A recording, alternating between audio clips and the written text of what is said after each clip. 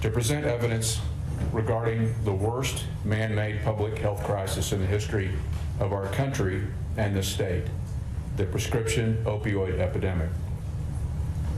To put it bluntly, this crisis is devastating Oklahoma.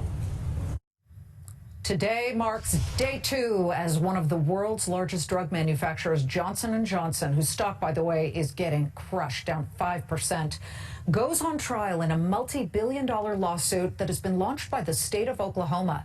That was Oklahoma Attorney General Mike Hunter accusing pharmaceutical opioid manufacturer J&J, yes, the J&J we all know, of putting profits over responsibility. While Johnson & Johnson's defense argues that the company clearly labeled the addictive nature of their drugs, the defense also added that the share of the opioid market in Oklahoma was, quote, too small to be responsible for the crisis.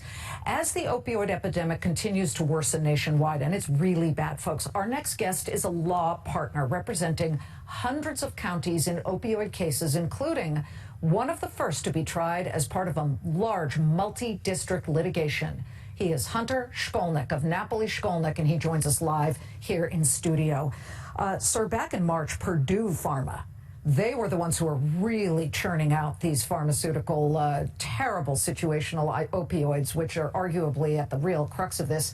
They offered a settlement for $270 million. On Sunday, Teva Pharmaceuticals settled, but Johnson & Johnson is deciding to proceed. Why, and what are their chances? Well, Johnson & Johnson has a history of taking the plaintiffs to the mat.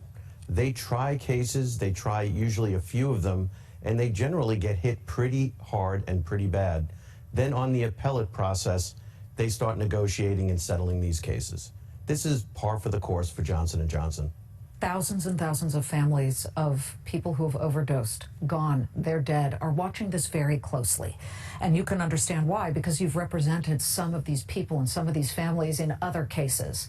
You know, what are they thinking? What's going through their minds right now? Well, for the most part, we are representing the governments. Mm-hmm. We're representing counties, we're representing the cities, and by extension, the actual people who've lost loved ones. And right now, sitting in the wings of these families saying, now we know why.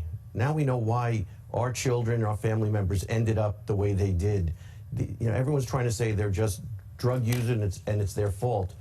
What we're seeing in this courtroom play out is that these companies knew what they were doing, and they caused this problem.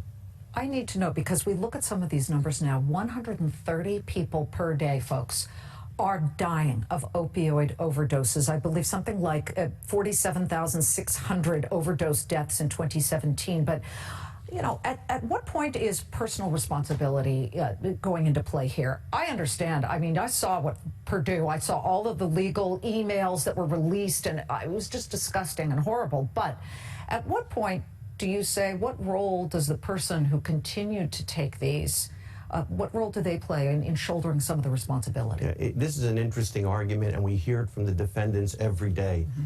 This is not a personal responsibility issue. Once these drugs take control of your brain, it is not personal responsibility. You're not saying, I'm going to stop. You can't. They make it so that your body needs the drug. It's no longer personal responsibility. How do I get the drug to cure the child? How do I stop the pain? Not the pain from your brain, but the pain from stopping this opioid drug prescription. We know that J&J might blame the addicts, but also the doctors. You know, in New Jersey, this week's month, and I don't think any of our viewers know this, but there's a doctor who called himself the Chapo of opioids. He was just giving out, he was fucking something candy. This is a guy he was accused of improperly prescribing drugs, altering patients' medical records. I mean, it was just unbelievable, and he was a family doctor. Now, he is going to jail. My question to you is, at what point will these big pharmaceutical companies point to the doctors and say it was their fault? They're going to point to the doctors every day in every courtroom across the country. But the laws that are in place, the Controlled Substances Act, is very clear. They knew every doctor who was prescribing every pill. They could track it from cradle to grave. So if they say to you, it's the doctor's fault, why did they keep supplying the doctor, the pharmacy, Why didn't they turn them in and shut them down? We've got breaking news. We've got to run, but big question here. Will J&J win or lose this case, in your opinion? I think they're going to lose, and I think they're going to lose very big.